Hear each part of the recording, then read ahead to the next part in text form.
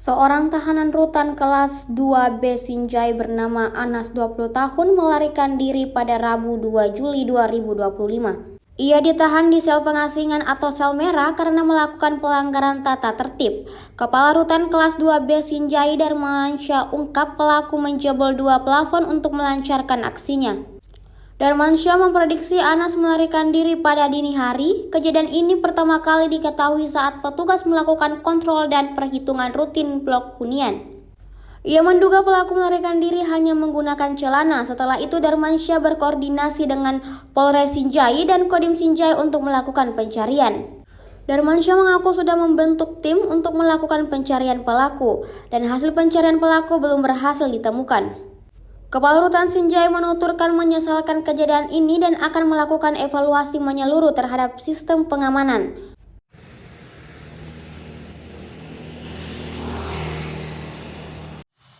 Jadi kronologisnya tadi pagi mulai kita lakukan pengecekan terhadap tahanan jam 7 pagi. Nah, di jam 7 pagi itu dicek di ruang sel merah. Tidak ditemukan seorang narapidana itu, makanya kita cek kembali. Setelah kita cek, ternyata plafon sudah jebol dan kita cek di luar itu sudah ini juga sudah lubang juga di plafon luar.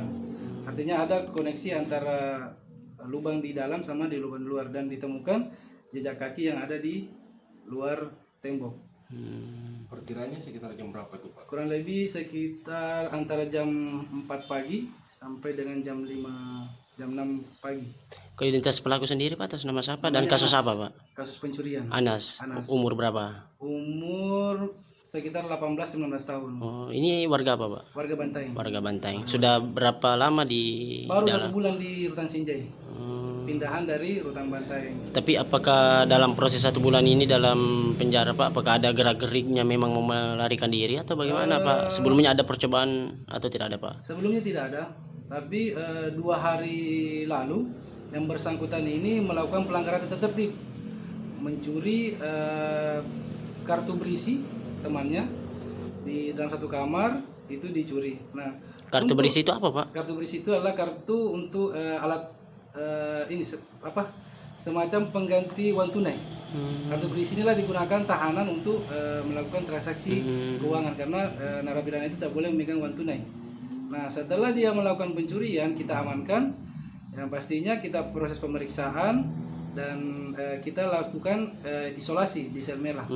Berarti pada saat kabur itu diisolasi Di ruang isolasi. Ruang isolasi. Ruang isolasi.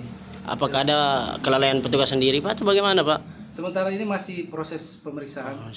Langkah-langkah yang dilakukan Rutan Jadi sendiri. langkah-langkah yang sudah kita lakukan, yang pertama pastinya kami akan laporan ke pimpinan. Setelah kita lakukan laporan ke pimpinan, yang kedua segera kami laporan juga ke Pak Kapolres dan Pak Dandim, dan telah menerjunkan tim untuk pencarian gabungan dari tim Polres dan tim yang ada di Rutan.